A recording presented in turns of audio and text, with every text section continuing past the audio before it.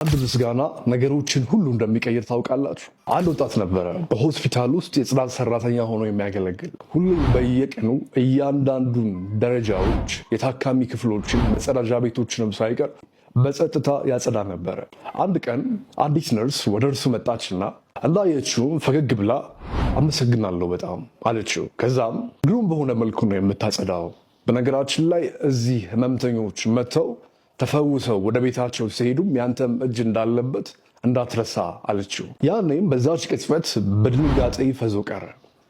ማንም ሰው በህይወቱ ስለሚያደርገው ነገር እንኳን ምስጋና ሊሰጠው ቀርቶ ትኩረት እንኳን ሰጥቶት ተመልክቶት የሚያውቅ አልነበረም እና ያን ምሽት ወደ ቤቱ ተመለሰ። ከዚያም ራሱን መስታወት ላይ መመልከት ጀመረ። ወዲያውም ፈገግ አለ። ዓመት ሞልቶት ነበር። ፈገግ አለ። ስለ ራሱ ኩራት ተሰማው። በዚህም የተነሳ ሞራሉ ስለተገነባለት የተሻለ ነገር ማድረግ እንደሚችል ተሰማው። ከዓመታትም በኋላ ያ ወጣት ወደዚያ ሆስፒታል ተመለሰ። ያኔ ግን ለማጽዳት አልነበረም፣ ከነጭ ጋውኑ ጋር ነበር የተመለሰው።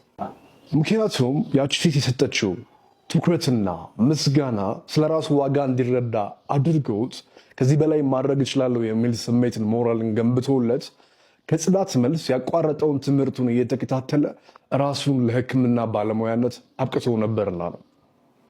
እኔም የማመሰግነው ሰው አለኝ።